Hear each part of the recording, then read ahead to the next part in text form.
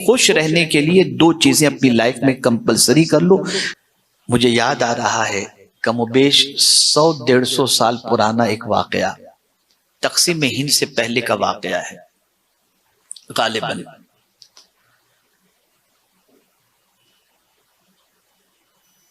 European countries से किसी एक कंट्री से एक कपल हिंदुस्तान आया, एक होटल में उन्होंने क़याम किया और उसके बाद मुंबई की सरजमीन पर मुख्तलिफ इलाकों का उन्होंने दौरा किया, विजिट की और सब अच्छे अच्छे इलाके देखे, घूमने के इलाके देखे। उसके बाद गाइड से उन्होंने कहा कोई ऐसी चीज जो रह गई और हम न देखे हो हमें बता दो। तो उसे एक झोपड़पट्टी के बारे में गाइड ने बताया कि ये झोपड़पट्टी एशिया की सबसे बड़ी झोपड़पट्टी है, वो तुमने नहीं देखा। तो गाइड को उन्होंने पूछा कि झोपड़पट्टी कैसी है, तो उन्होंने बताया कि भाई झोपड़पट्टी की पोजीशन ऐसी है कि बहुत तंग कमरे के अंदर, तंग गलियों के अंदर फैमिलीज रहती हैं, छोटे छोटे कमरों के अंदर, उनकी जिंदगी बड़ी अजीब है।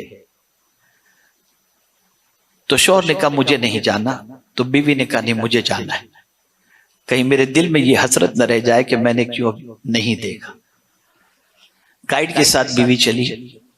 जैसे झोपड़पट्टी में एंटर हुई तो आप जानते हैं कि स्लम एरिया के अंदर इतनी तंग गलियां, बच्चे पेशाब कर रहे हैं, अंदर कमरे के अंदर लोग बनियान उतारे लुंगी के अंदर पड़े हुए हैं, गर्मी हो रही है, अजीब सिचुएशन होती है। आप जानते हैं मुंबई के रहने वाले, मुझे बताने की जरूरत नहीं है। अब वो औरत गलियों से गुजर रही है तो देख रही है किसी का चेहरा उतरा हुआ है, किसी का चेहरा कैसा, पर्दे तो अभी गर्मी की वजह से लगे हुए नहीं, तो घर खुले हुए हैं और सब। एक घर की पोजीशन ऐसी थी कि वहां एक खातून मुसल्ला बिछाकर नमाज पढ़ रही थी, पर्दा थोड़ा सा हटा हुआ था। वो औरत जो क्रिश्चियन थी वो वहीं खड़ी रही और सोची जरा ये नमाज पढ़ ले तो मैं इससे कुछ पूछूं। गाइड से कहा कि ये फ्री हो जाए तो मुझे इससे कुछ सवाल करना है। कहा ठीक है। वो जैसे ही सलाम फेरी तो सलाम फेरते ही जो है वो गाइड ने उस खातून से पूछा कि क्या पूछना चाहती हो। बोले मैं इसके चेहरे पे सुकून देख रही हूं, तो सिर्फ ये जानना चाहती हूं कि जितना इसका कमरा है उससे कई गुना बड़ा तो मेरा बाथरूम है, लेकिन मैं परेशान हूं इस तंग घर के अंदर इसके चेहरे पे जो सुकून नजर आता है वो सुकून हमारी जिंदगी में नहीं है। तो आखिर क्या इसके दिमाग के अंदर चीज है जिसकी वजह से वो इतनी मुतमईन है और इतनी खुश है, जरा इससे पूछो। जब उससे पूछा गया, गाइड ने जब पूछा, अब उसका जवाब सुनिए। वो कहती है देखो ऐसा है कि बंगलों में भी अगर कोई रहे तो भी उसे मरना है, फ्लैट में रहे तो भी मरना है, और मैं झोपड़े में रह रही हूं मुझे भी मरना है। असल खुशी दुनिया की नहीं, तवज्जो चाहूंगा, असल खुशी दुनिया की नहीं। अब तुम जानना चाहती हो कि मैं क्यों खुश और मुतमईन हूं। रीजन सबसे बड़ा ये है कि मुझे अल्लाह ने ईमान की दौलत अता की है, मरूंगी तो अल्लाह मुझे जन्नत की नेमत अता फरमाएगा। उस परमानेंट खुशी के तसव्वुर ने मुझे यहां पर मुतमईन कर रखा है। ये एक चीज है, हमारे पास वो चीज मौजूद है फिर भी हम बेचैन हैं। हमारा दिल इन दुनिया की चीजों में लगा हुआ है, इन दुनिया की अशिया में लगा हुआ है। इसकी मोहब्बत इतनी घिर चुकी है कि ये मिले तो खुश और न मिले तो खुश नहीं। खुश रहने के लिए दो चीजें अपनी लाइफ में कंपलसरी कर लो। जैसे हो अल्लाह का शुक्र, एक चीज, और जो हो उसे एक्सेप्ट करने की आदत रखो। जहां आपने आर्टिफिशियल चीजों से जो नहीं हो उससे शो करने की आपने कोशिश की, जिंदगी में कभी आप खुश नहीं रह सकते। ओरिजिनलिटी के अंदर अल्लाह ने सुकून रखा है, नेचुरल में अल्लाह ने सुकून रखा है, आर्टिफिशियल में कतई तौर पर नहीं रखा।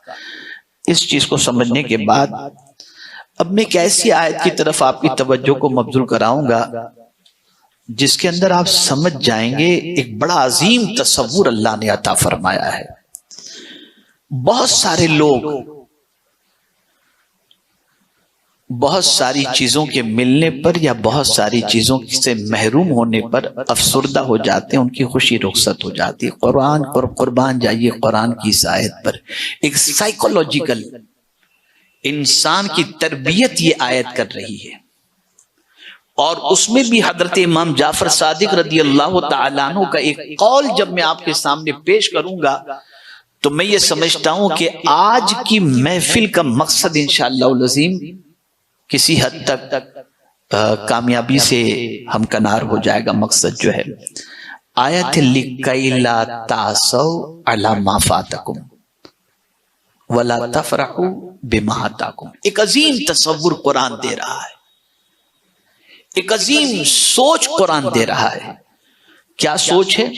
कुरान कह रहा है इसलिए कि गम न खाओ उस पर जो हाथ से जाए। मिसाल के तौर पर पहले अरबपति थे, अब हमारी पोजीशन ये हो गई, इस पर गम मत खाओ। क्यों? मैं इसका रीजन बताऊंगा।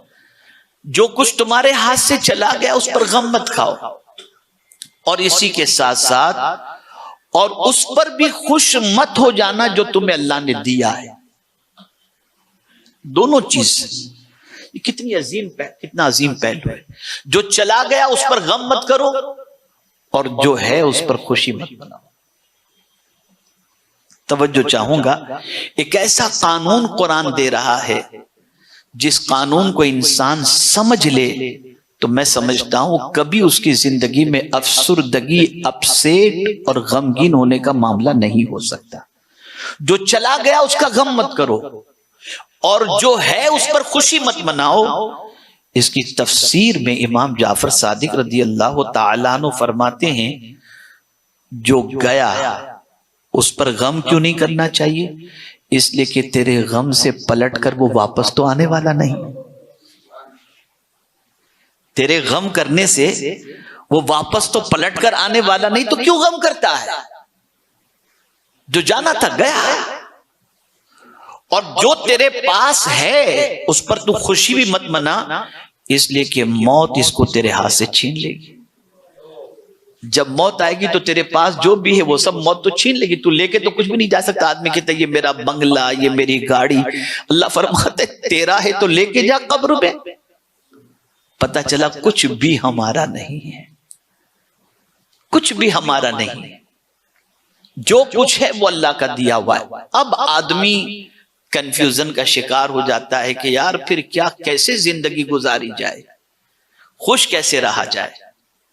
बस एक हदीस अर्ज करता हूं, और मैं समझता हूं कि अगर इसे आपने जहन में महफूज कर लिया ना तो इंशाअल्लाह रब ने चाहा तो दुनिया में भी खुशी मिलेगी और आखिरत में भी खुशी मिलेगी।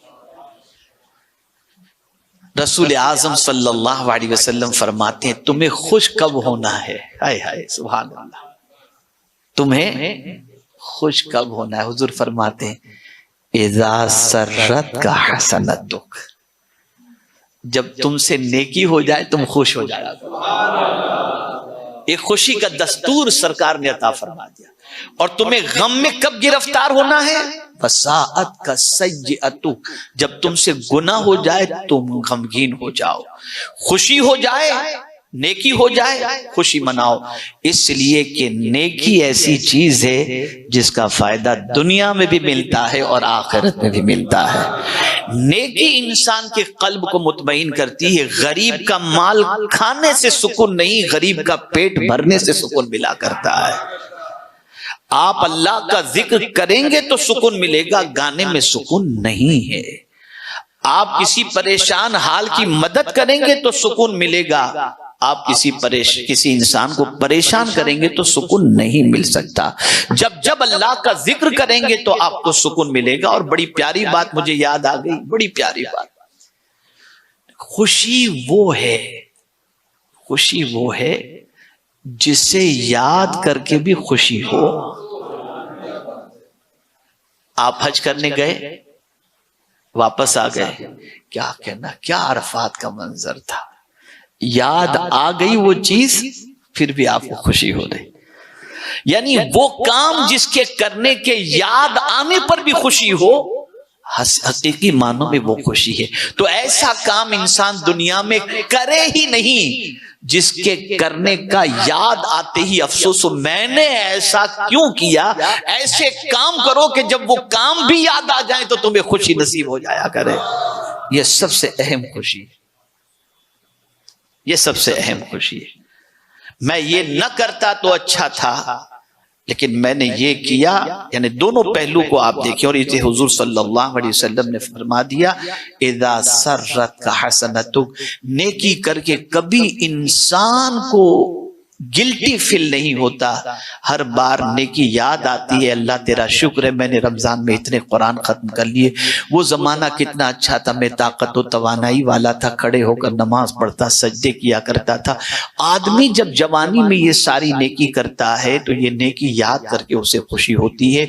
मुझे अफसोस के साथ कहना पड़ता है कि बहुत सारों की सोच गुनाहों की वजह से इतनी खराब हो गई, इतनी खराब हो गई, इतनी खराब हो गई कि अब वो गुनाह को याद करके सोचते हैं वो कॉलेज लाइफ के गुनाह कितने अच्छे थे यार जवानी में, अब तो देखो कितना टेंशन हो गया। ये उनकी खबासत बातिनी का नतीजा है। एक आक़ाए करीम सल्लल्लाहु अलैहि वसल्लम ने दस्तूर अता फरमा दिया, जब तुमसे नेकी हो तुम्हें खुश होना चाहिए, और जब तुमसे गुनाह हो तब तुम्हें अफसोस होना चाहिए।